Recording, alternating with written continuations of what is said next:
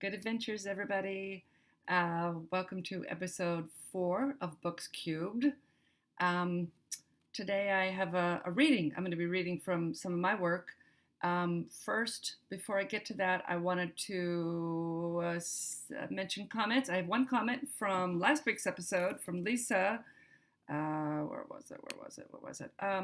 Hey, great vlog. He did a really effective job of explaining that we should feel something.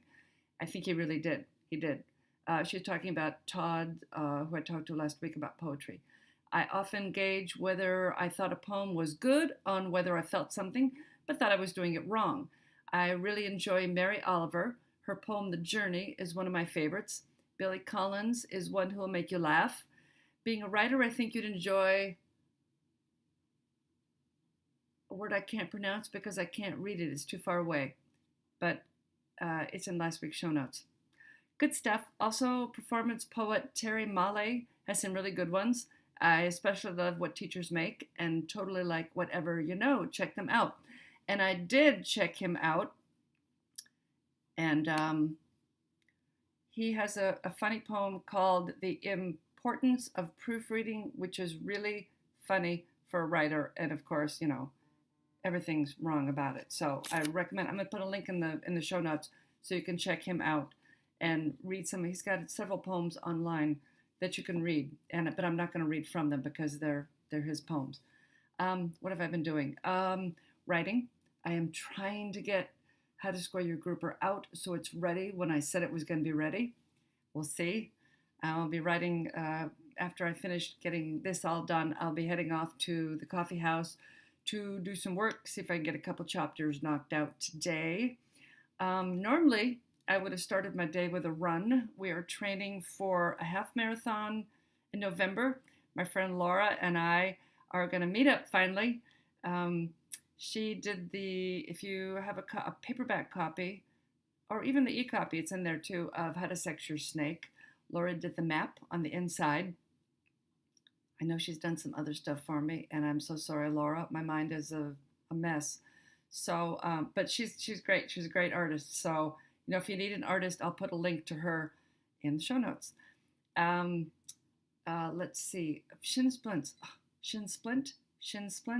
I've got shin splints, so I haven't been able to run, which is making me really nervous because, like I said, we've got a run in Cape Canaveral in November. And I'm doing research for book 3 in the June Nash series, which takes place around Cape Canaveral, and I need to be there, so I need to do some research. And I need to run the race. Got to do that too. And I'm running a marathon in January, and I missed it last year because I got my cochlear implant, and then I got the flu. I forget which one happened first, but anyway, so I don't want to make up for that. So far, I've only done one marathon, and I really want to start adding some hash marks to my imagined tattoo that I have somewhere on me. I don't know, considering getting a 26.2 tattoo and then just putting a little hashtag every time I do a marathon, but we'll see. I have one tattoo on my back, but I don't know, I might get another one. We'll see. Anyway, so the shin splints are annoying me. We talked about, I'm going to put a link to Taylor, and I told you the comments, and I've got a bit of reading that I'm going to do for you. It's chapter 1. It's a little bit long, so I hope you enjoy it. It is from a book that'll be a little bit different than the June Nash series. There's a little bit of cursing in it, so, if you're somewhere where there's like 2 curse words toward the end. So if you're somewhere where it's not safe for work, don't play it out loud. Put it in your ears or something.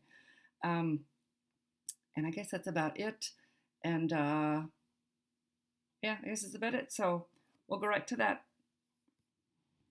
The short redhead slouched against a chain link fence that ran the length of the park and watched as bits of Americana passed under the harsh orange glow of the street lamps. Kids racing bikes, dogs tugging leashes out for the last sniffs of the night, couples pushing strollers eager to lull their little ones to sleep. The image of little ones being tucked into cribs made her yawn. She yanked off her ball cap, scratched vigorously at the pixie cut she'd been tucked into, and tried to will herself back into surveillance mode.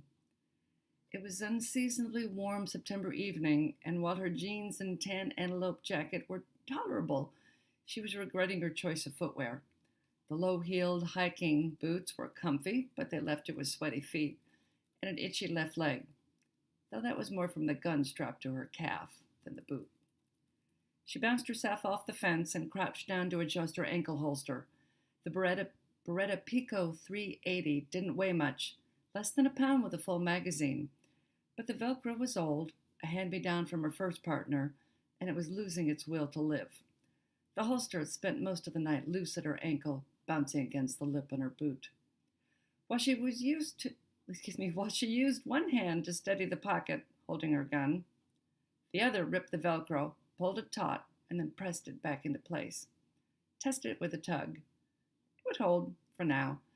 A shoulder holster would have been more comfortable, but the fear of shooting herself in the bicep while drawing her weapon kept the Beretta on her ankle.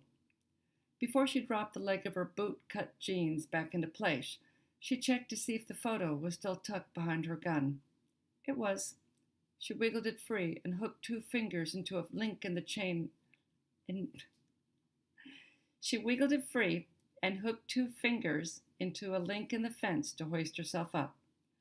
The couple in the photo were older, mid-60s at least.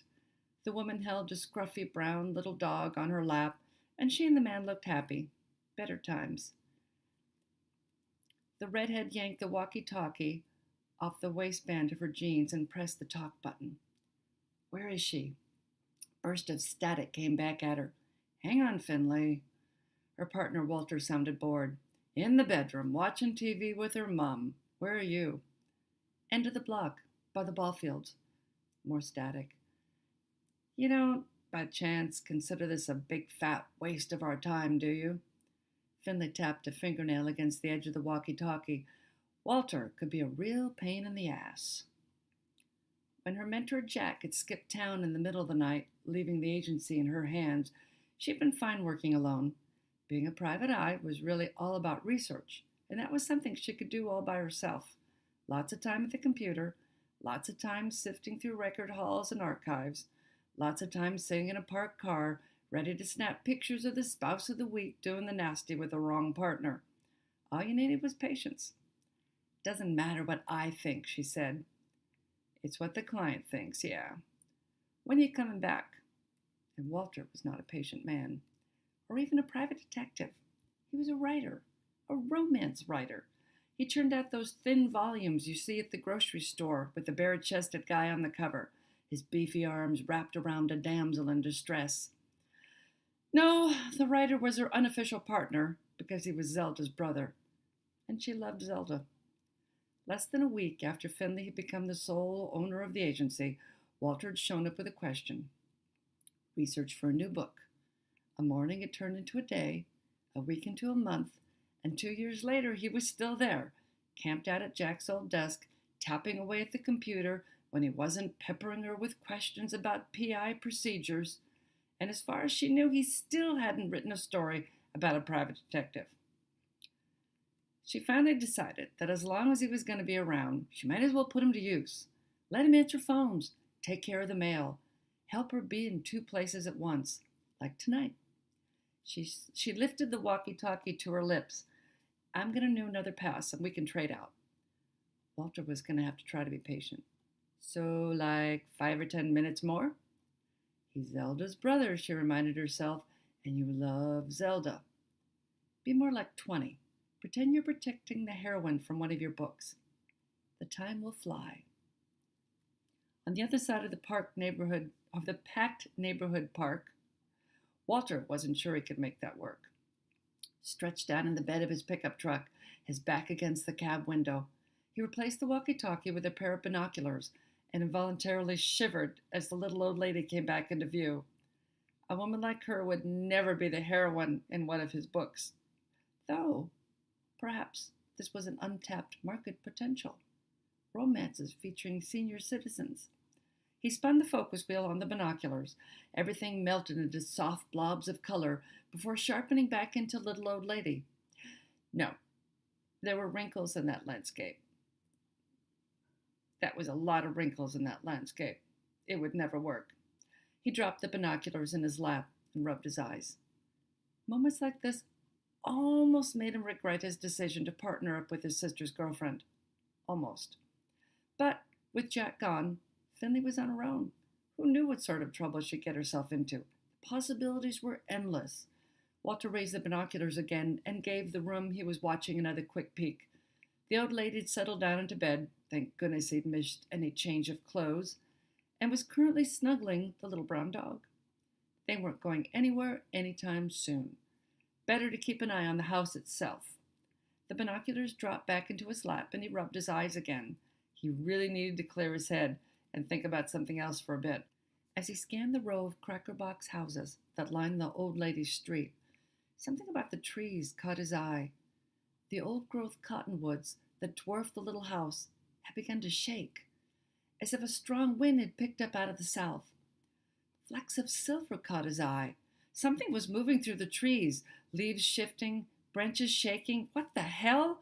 As he scanned the tree line, a light flicked on at the third house on the left, and a girl, maybe 10, stepped out into the yard. The movement in the trees shifted, and Walter felt the hair on the back of his neck stand on end. It was headed her way. He drew himself up on his knees and screamed, "Run!" He got out the word as a massive creature crashed through the cottonwoods. Moving on 4 legs, it galloped toward the girl, its thick body covered in silver scales, its mouth open, rammed full of glistening teeth. A throaty roar filled the night as it closed in on the terrified child. Nah. Walter shook away the image, and the street was quiet once again. The tall cottonwoods holding their ground, the air still, the houses dark, their yards empty. Horror wasn't something he wanted to write. Yeah, it paid great, but he knew a lot of authors who made a living off the 30 or so ebooks they published every year. But no, he just wasn't a fan. Best to stick to his volumes of love. Think about something else. When was the last time his agent had called? His new book was supposed to be out, and he still hadn't gotten a copy, and he really wanted to see it. They'd used a new photo on the back cover. He'd seen a proof, but he wasn't sure it conveyed the real him, aloof, man about town, yet tender when it came to the lady's sensibilities. "I think it's perfect," the voice purred in his ear and sent vibrations down his spine. "Ah, Angelina." He grinned at the brunette leaning into the bed of his pickup, a book clutched in her hands. There was a pout on her tasty red lips, and her thick black hair hung loose and long, the curls hiding most of the pearl buttons that strained to hold her red silk blouse together. Ah, Angelina. She was one of his favorite creations. She leaned in a bit closer, her lips parting, eager to take on his. "Hang on." Walter raised a hand and she stopped short. "Doesn't quite work. Maybe," he fingered the blouse. Maybe lighter and thinner fabric." In his mind's eye, the red dissolved into a sheer white, and he nodded, satisfied. Angelina swung a leather-clad leg over the gate and dropped onto the blanket beside him. She set the book on her lap and traced the outline of the small photo near the bottom of the back cover. "I love this picture of you." Walter nodded. "I like it too." And he did. He'd worn a blue cable-knit sweater, a fresh dose of spray-on tan, and a favorite tweed cap that covered a hairline that had been receding since his 16th birthday. At the last minute, he'd let the photographer tuck a pipe into the corner of his mouth. It had given him a real air of authenticity. "I love what it says to me. Tender, yet a man of action." Angelina leaned close enough to brush her soft lips against his cheek. "Which book is that?" Walter wanted to flip the corner over, but his right wrist was now cuffed to one of the tie-down loops in the bed of the truck. He tugged on the restraint, feeling the cold steel against his wrist, hearing the grind of metal against metal, and another shiver worked its way down his spine. He always thought he knew how the evening was going to progress whenever Angelina materialized. He was always pleasantly surprised. She turned the book over. "It's The Moon-Swept Stranger," she purred. Of course. It was the perfect choice for a dull night of surveillance. page 73 to 75. Well, most of the moon-swept stranger would have been perfect. He shook his head. There's no time for 73 to 75. He had only about 20 minutes. Pages 73 to 75 would take at least an hour, when done correctly.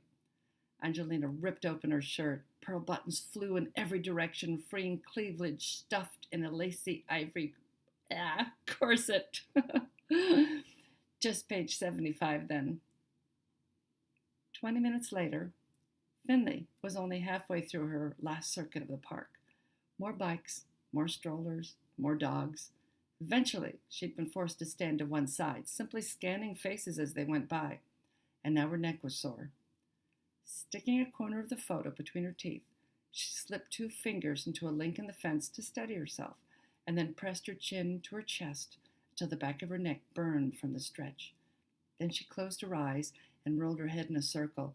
Her neck popped and cracked, and she moaned a little as the muscles began to unwind.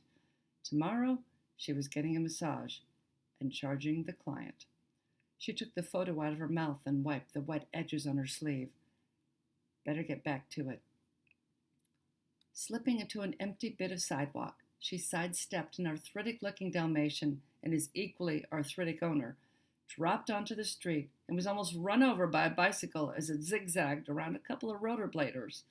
Spinning out of the way, she slammed into a guy who had chosen that exact moment to step off the sidewalk.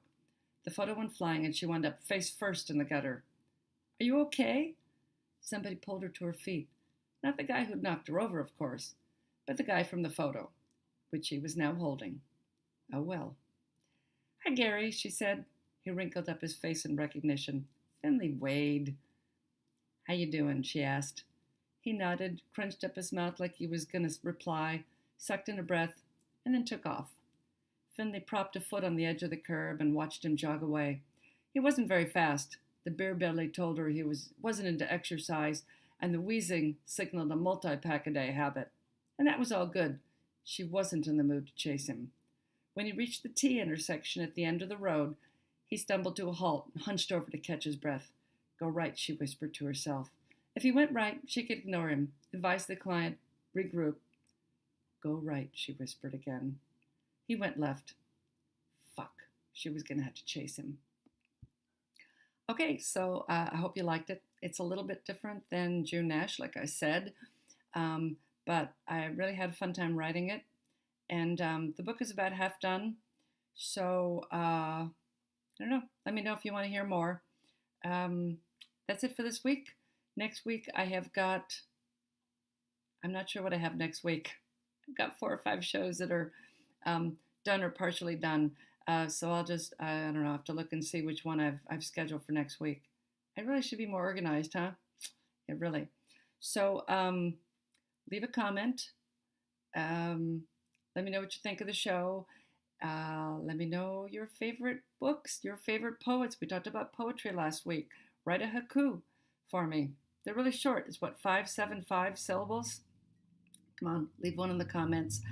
And I will be back next week. And I think I've got theme music that we'll have for the show for next week. They're recording it, I think, this week. So I'm excited to premiere that. And I think there'll be some photos from the recording session. And I have to figure out how to get my reflector, the monitor reflection, out of my eyeglasses. That's kind of annoying, isn't it? But if you're listening to this, then I guess you don't have to see me. So that's good, I suppose. So I will see you next week. Leave a comment, subscribe, tell your friends, and until then, go read a good book.